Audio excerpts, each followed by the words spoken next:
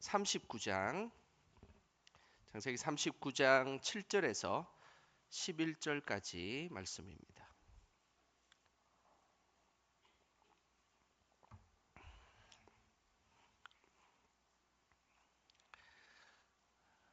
(39장) 7절에서 11절까지 우리 한 목소리로 말씀 읽겠습니다. 그 후에 그의 주인의 아내가 요셉에게 눈짓하다가 동침하기를 청하니 요셉이 거절하며 자기 주인의 아내에게 이르되 내 주인이 집안의 모든 소유를 간섭하지 아니하고 다 내 손에 위탁하였으니 이 집에는 나보다 큰 이가 없으며 주인이 아무것도 내게 금하지 아니하였어도 금한 것은 당신뿐이니 당신은 그의 아내임이라. 그런즉 내가 어찌 이 큰 악을 행하여 하나님께 죄를 지으리까? 여인이 날마다 요셉에게 청하였으나 요셉이 듣지 아니하여 동침하지 아니할 뿐더러 함께 있지도 아니하니라. 그럴 때에 요셉이 그의 일을 하러 그 집에 들어갔더니 그 집 사람들은 하나도 거기에 없었더라. 아멘. 오늘도 이 밤에 기도의 자리에 나오신 우리 성도님들 주님의 이름으로 축복합니다.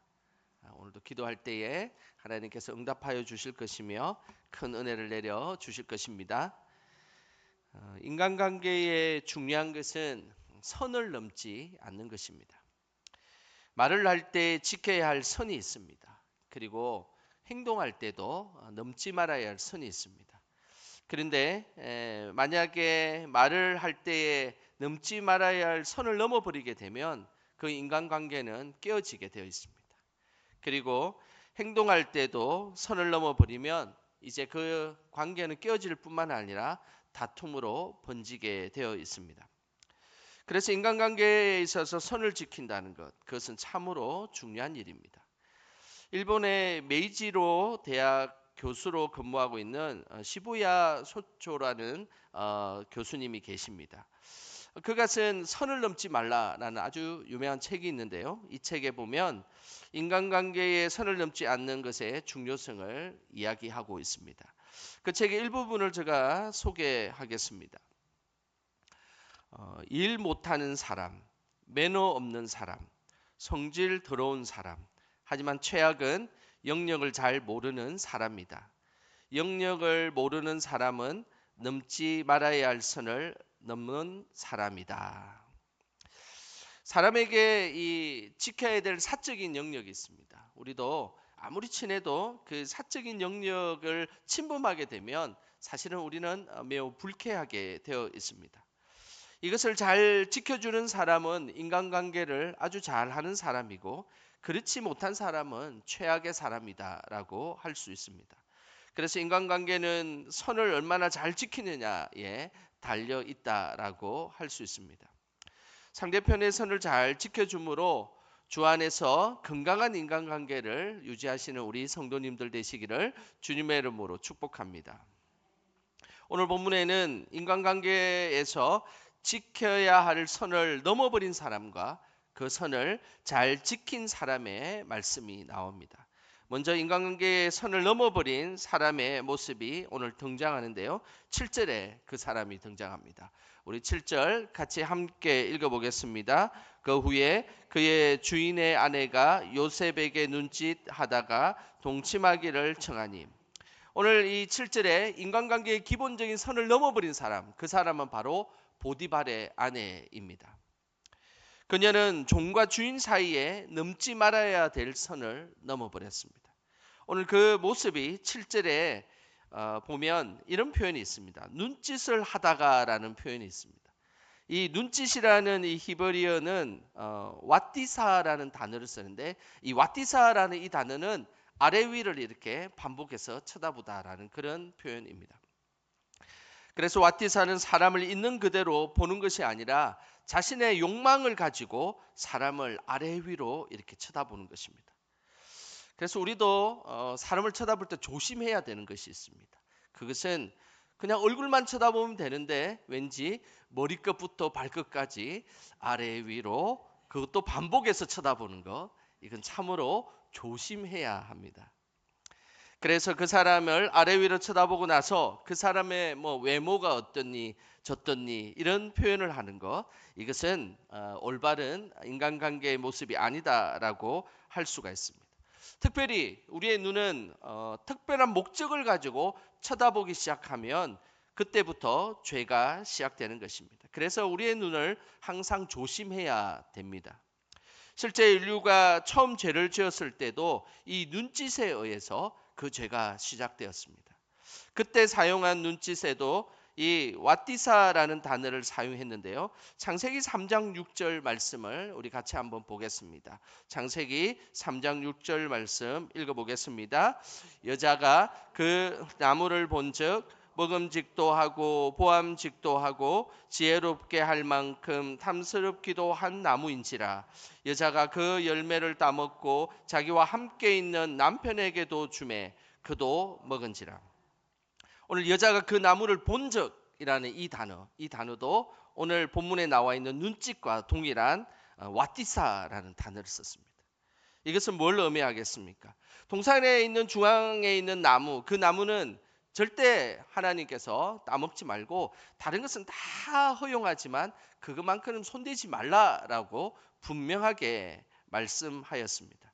그런데 그 동산의 중앙에 있는 나무를 탐욕의 눈으로 왓디사 바라보았던 것입니다. 그렇게 바라보니까 그 나무는 너무나 먹음직스럽고 보암직스럽고 지혜롭게 할 만큼 탐스럽게 보였다는 것입니다.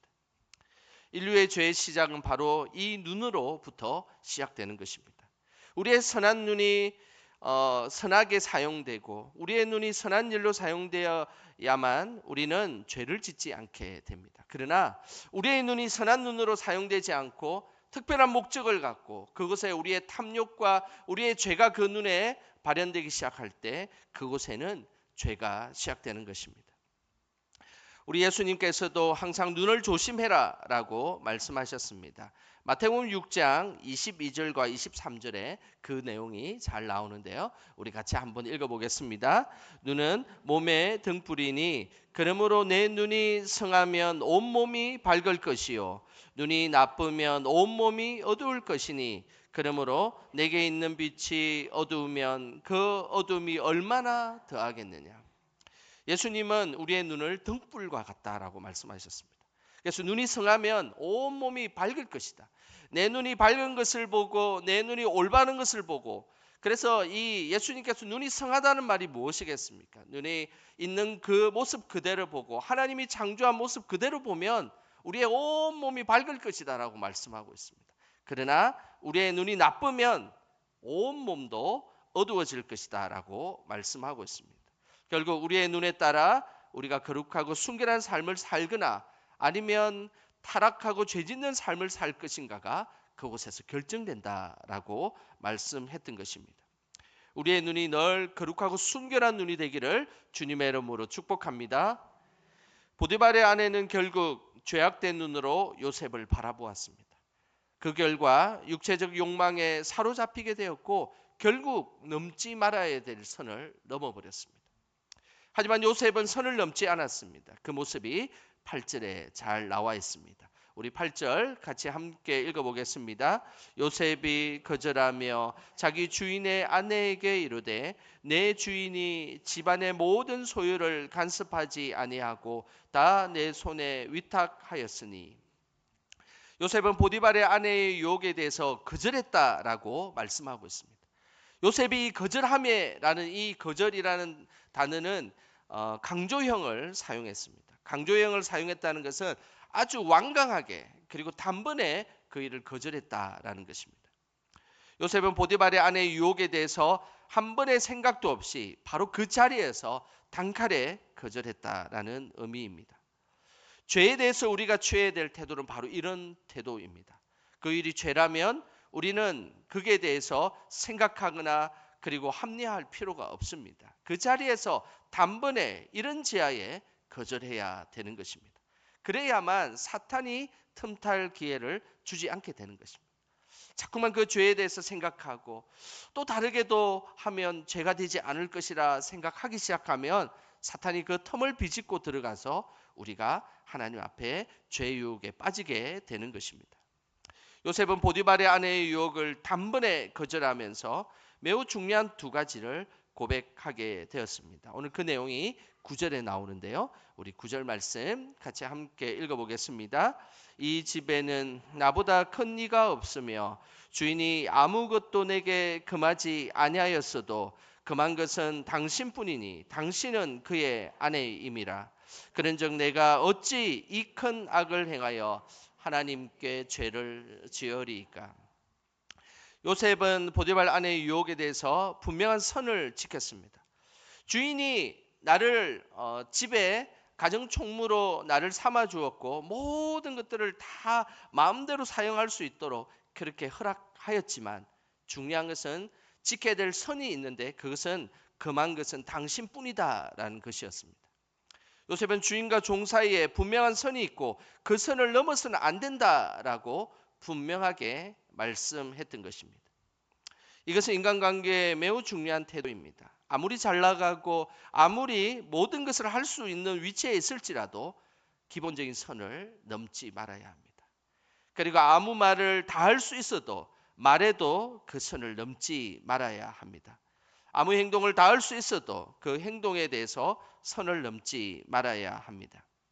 요셉은 아무리 보디발의 집에서 가정총무였고 모든 재산을 다 관리하며 모든 것을 운영할 수 있는 그런 자격을 가졌지만 그러나 보디발의 아내를 범한다는 것 이것은 안 된다라고 정확하게 선을 그었던 것입니다.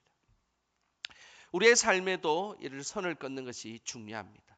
이 일은 정말로 중요한 일이긴 하지만 그러나 이 선을 넘어가게 되었을 때에 상대편을 해하게 하거나 상대편을 나쁘게 하거나 그리고 죄를 짓는 일이 발생한다면 그 자리에서 멈추셔야 합니다.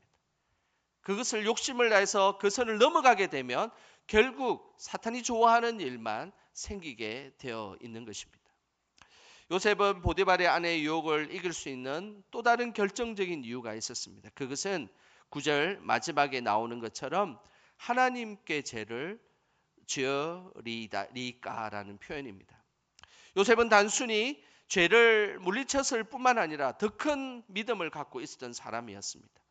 보디발의 아내의 유혹에 넘어가는 것은 보디발에게 죄를 짓는 것을 넘어서서 하나님께 죄를 짓는 것이다라는 생각을 가졌다는 것입니다. 이것은 매우 중요한 일입니다. 1차적으로 지금 이 요셉이 넘지 말아야 될 선을 넘게 되면 보디발에게 죄를 짓는 것입니다. 그런데 요셉은 그것으로 끝나는 것이 아니라 그것은 바로 하나님에게 죄를 짓는 것이다라고 고백했던 것입니다.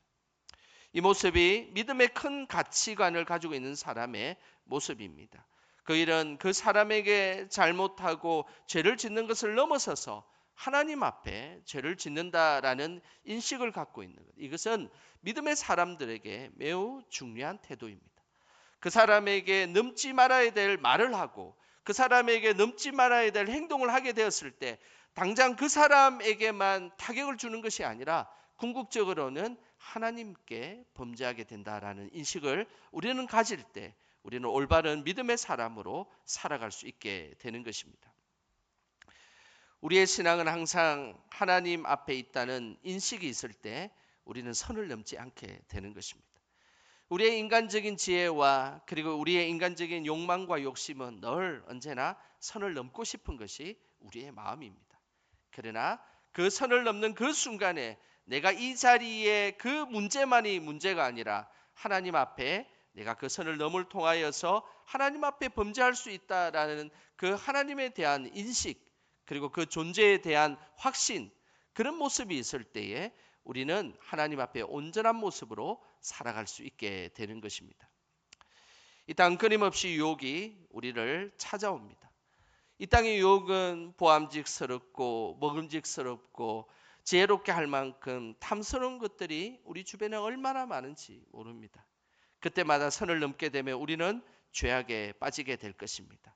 하지만 어떤 유혹이 올지라도 내가 하나님 앞에 있다는 그 생각으로 죄의 선을 넘지 않는다면 우리는 거룩하고 순결한 자녀로 이 땅을 살아가게 될 것입니다.